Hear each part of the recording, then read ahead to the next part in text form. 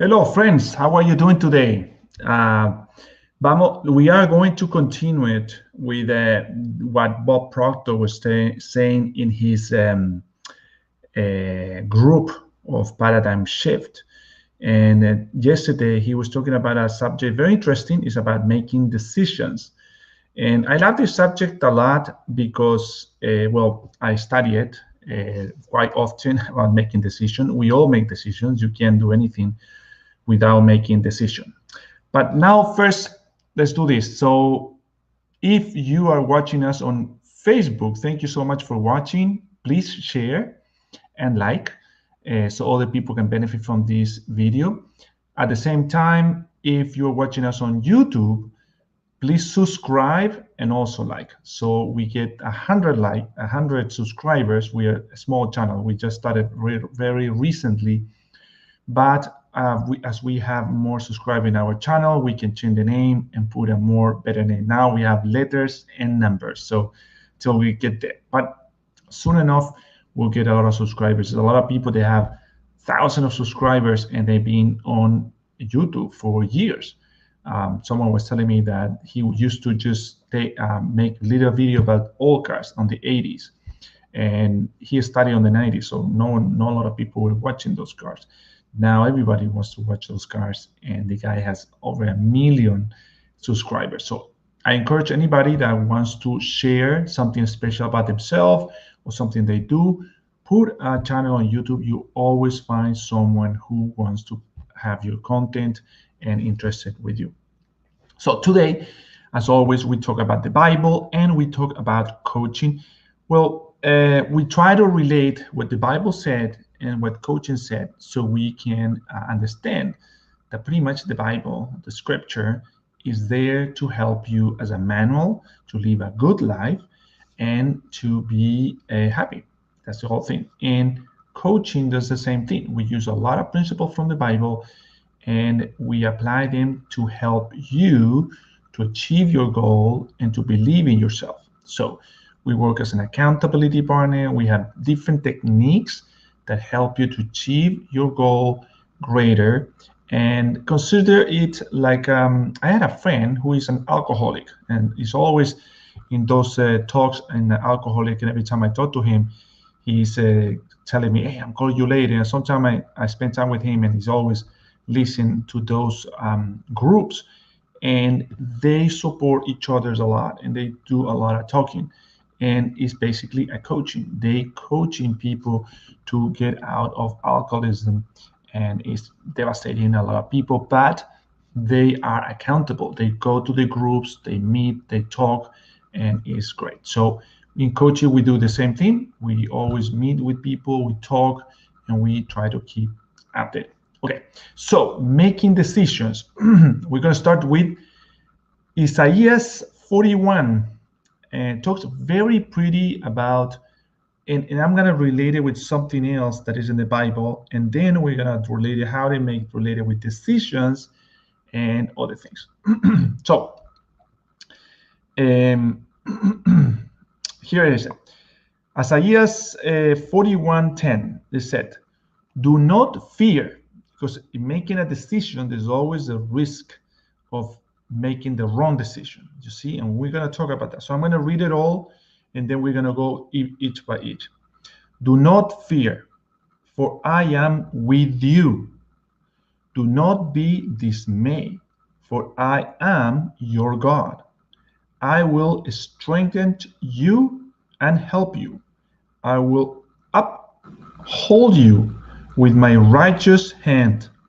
Now, this is beauty because imagine what happened to David when he needed to face Goliath. You see, Goliath was this huge giant. It was actually a giant, and he was taking over the whole army of the Jewish. So the Jewish were on the mountains, and they didn't want to face Goliath. And so the army from Goliath said, "Bring your men so we can defeat him, and then you all become our slaves." And the Jewish didn't want that. They knew that if they go and fight with Goliath there, they'll die. They were fearful about that situation. And so David, who was the youngest of his family, he was he loved God, and he was always talking to God, and he was very encouraged and powerful with him. He has confidence. He had a confidence that no matter what, he will always be victorious. There always going to be risk, but if I have the confidence that I'm going to be victorious because God is with me, then I have nothing to fear. So he goes, and we all know the story, but basically, at the end of the day, David wins over Goliath and said to him, "Look, I'm in the mountains taking care of sheep.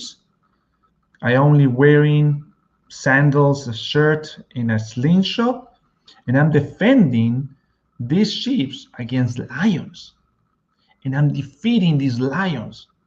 So I am not afraid because you're not a lion, you're just a human person. And so I have this confidence. If God protect me against a lion, of course, he's going to protect me against you." Also take it like this. He said, "You are not insulting me, but you're insulting my God, or my confidence, myself."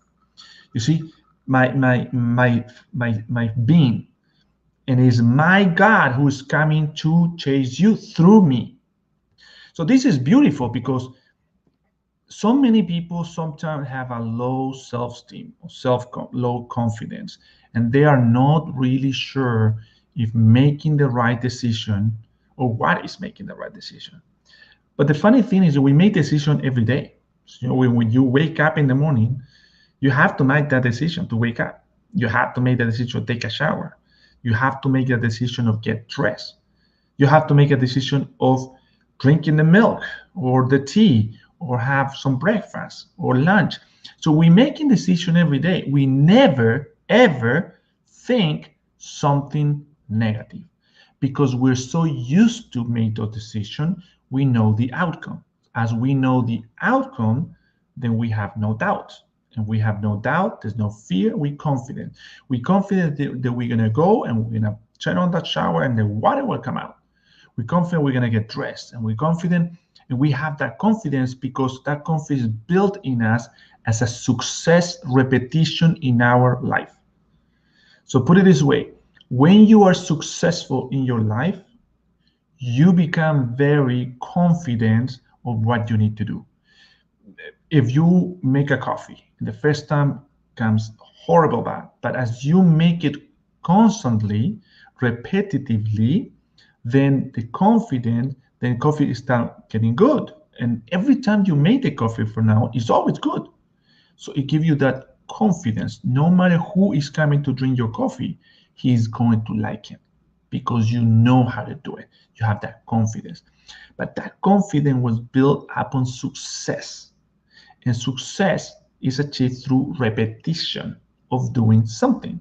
So as you repeat it, what you're doing, you become confident of what you're doing, and then making the decision is easier. Now, when we have to face a decision, a situation in our life that we need to change our comfort zone, like for example, it happens to me. When I started as a coach, I was afraid of making the decision to enroll in the coaching. So my wife bought the coaching. He said, "You should do coaching." I said, "No, I don't know. I don't want to do it." And so then she said, "No. I pay for the coaching." And I said, "But then you do it." So I start doing it, and then she called me and said, "I don't have the money to pay for the rest of the coaching. You gotta pay for it." And so I pay for the rest of the coaching, and I got enrolled in the program. This one, Thinking into Results. Amazing program, and I love it. I'm really passionate about it.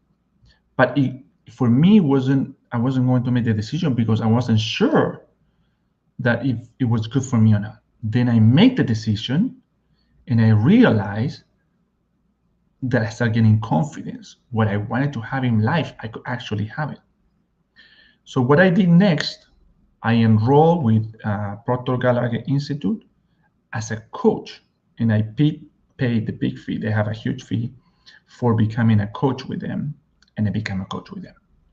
And now I coach people, the same program. But I have a program to work with me. I have a lot of people work with me with my program as well.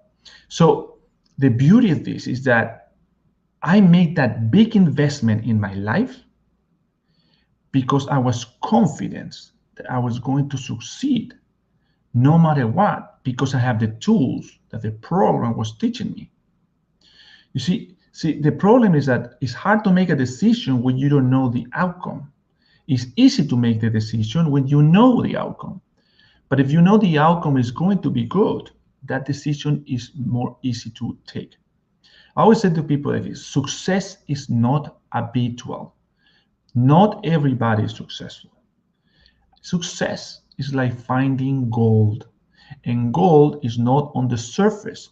Gold is inside of a mountain. So I have to have that confidence that I'm going to reach that goal. Risk. Yes, there might be a risk. I might invest and go through the wrong direction. But if I have someone who helped me to get back on the right road, then I can make that decision and keep on moving forward.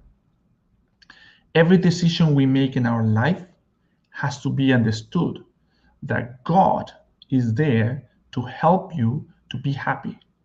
So even if you make that decision and there's risk involved, He will guide you so you go in the right path.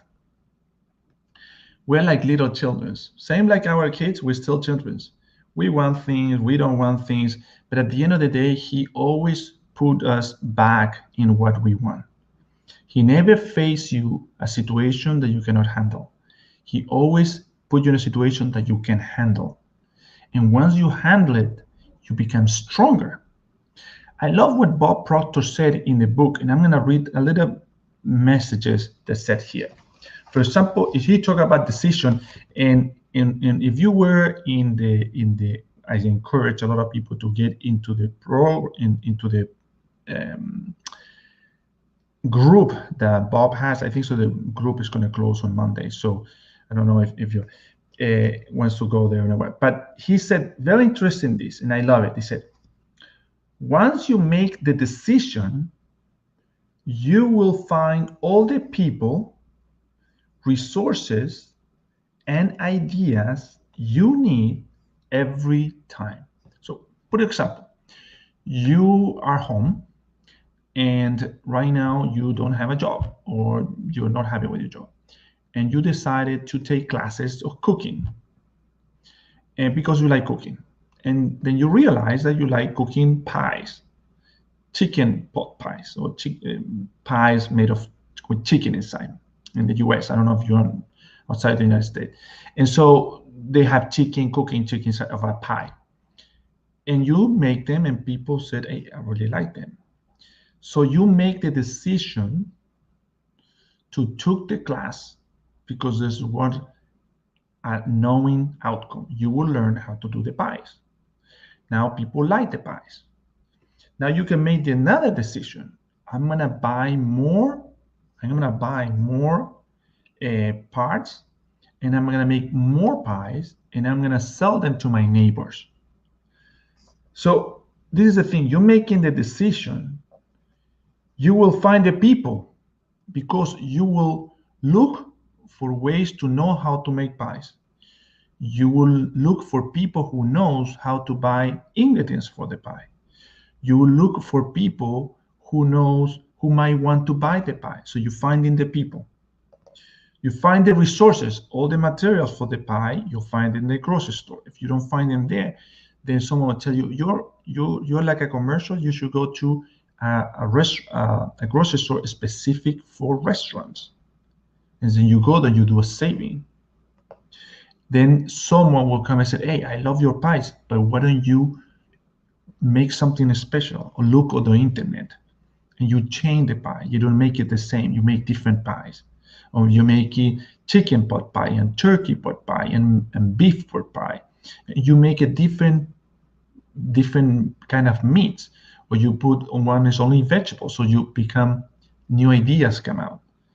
You see, you have to make a decision, but the resources, the people that come around, it always come to you. So the other thing I said here, let's say you're going to something that you are not sure of the outcome, but always say this: do not worry about failing. It will toughen you up and get you ready for your big win. This is a beauty, because Bob Proctor talked about that, but it's also in the Bible. In the Bible he said, if something is hard for you, and I can't remember, I think it was a proverb, but basically said the same thing. He said, God will never give you a task that you cannot handle, and you always be able to learn from it. I wish I had it with me, but I just read it with this. You see, the other thing that Bob said here in this issue, said, whatever you need to achieve your goal, you will attract. So let's put it the same way. If someone wants to make apple pies, well, what do you need for apple pies? You need apples. Well, you're gonna attract the apples, the right apples. You need specific apples, and somehow you're gonna find them. You're gonna find the people. You're gonna meet the right person. This is the beauty, and I'll share you a little story.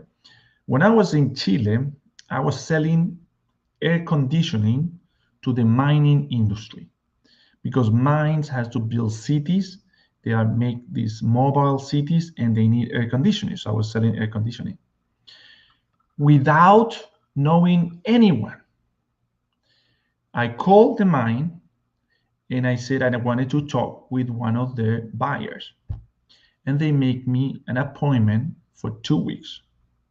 In the meantime, because the mining is in the mountain at 4,000 meters above sea level, you need a special license, and you need a special doctor confirmation that your health, you can go up high. You submit all the information, and they send it. So when I was there, I was talking with a buyer, and wasn't talking with a buyer yet, and they sit me. I went there, I sit me in an office, and there's a guy there, and I start talking to him, and then we start talking, and then suddenly he was reading the Bible. I said, "Oh, what's the best part of your Bible that you like?" And he said to me, and so he shared one part of the Bible, and then we start talking about that. And we probably spent 40 minutes about talking about that, because I used to read the Bible much more. Now I'm reading more the Bible with you guys. Thank you. So I started reading it with him. Nothing more happened. We exchanged hands. Then the buyer called me, and I explained I was doing air conditionings, and I wanted to get a fair price. And the buyer said, "Okay, fine. I got your information. I'll call you back." It happens 2 weeks later. The buyer called me and said, "You know what? Do you remember Solomon?" I said, "Yeah. We were praying in the office. Well, he told me that you were a nice guy, so we want to give you a try and give us a quote for the air conditioning." And I was so excited. I can tell you, man, I was super excited, and I was like, "Wow, amazing." It's how you attract the thing. When you are in tune with it, you attract it. Well, end of the story, that call profit me $300,000 order of air conditioning. And I make a commission of that, so it was a good commission. But everything's happened because I pray with the person. But it's pretty much not only for praying, it's because you attract the people you're going to be with. The people who are important in your life, you will attract it. So don't be feared about it. Don't fear about failing. Failing doesn't exist. I'll tell you another story before we go. Is I race dirt bikes. So because I had a black eye the other day. I had an accident. So I race dirt bikes. And especially Hare Scramble or GNCC, you can check on Google. And so it's a dangerous sport. It's true, and there's a high risk of some people could die. So far, no one has died that I know. Well, maybe one person I know died, but not racing, was training. but it's very dangerous because you have high speed between trees, going through mountains. So there's high risk of getting injured. But guess what? I never, ever think about failing. I never think about the risk. I focus on what I want. And what I want to race fast, and I want to race don't fall down. So I have to race fast, but at the same time, not so fast so I don't fall down and don't make mistakes. I put my mind so focused on what I want, and what I want is something good, not something bad, that I completely eliminate myself from the bad. Yes, I had an accident, but it's called an accident. I don't have accident all the time. So when you focus your time, and even so, if I had that accident, I learn from it, and I'm here fine. And in 2 weeks, there's another race, and I'm gonna be racing again. You see, when we go and make a decision, never worry about the negative outcome, because if you put your focus on the negative outcome first, you're not gonna make the decision. And second, even if you make it, you're gonna go bad. So focus on the good and work closer with whoever you making the decision to be successful. Remember when we talk about during the week, but also talk about that as well, is that two things. First, success built on success. But we build success when we repeat something constantly. If you have a goal and you keep repeating it, you start feeling confident about that goal. If you have a paradigm that you don't want, you write it down and you burn it. But then you have to replace it with a good paradigm. So you write down a script of what you really want, and you read it often. Why we read it often? Because the often we read it, we use our imagination to see the outcome we want and help us to attract what we want in our life and make that decision. Guys, thank you so much. I hope so this talk helped you in making a decision if you decide to become a coach or be coach. I invite you to talk with me. We have one program, but we have a program for people who wants to become a coach and for people who wants to coach himself. So you want to coach because you're in a business, you want to be successful in your business, and you need someone who help you to achieve those goals. I am your man. If you have low self-esteem and you want something to help you, to coach you to get out of that situation and be successful in any outcome you want, I can help you with that. But if you are someone who wants to learn this, who wants to teach it to other people and save souls, I always say this, I love this. I read it in a book and I really love it. It said, we are here to save souls. You see, when someone is depressed because he's stuck and doesn't know where he goes and all that, we're dealing with the soul. The soul is getting negative charge and is not going the way he wanted to go. And so we need to help the soul to get rid of the bad and replace it with good, and help him, walk with him so he can get what he wants, and maintain him always positive, because you don't want, I explain it this way. So in the Bible also said this, there was a man who had, and this happened in Luke, but I can remember the passage. But there's a man who had a demon inside, and he was suffering, he was vomiting, it was very bad situation. So Jesus came and said to the demon, get out. And so the demon, Jesus said, what is your name? And the demon doesn't say the name, he said, we're many. So it was a legion. A legion is more than one demon inside of a person. So the gods, Jesus said to him, okay, get out, get on the pigs, you know the story. Goes onto the pig, the demons get out, go to the pig, and the pig jump on a risk and die. And so the man is alive and in health.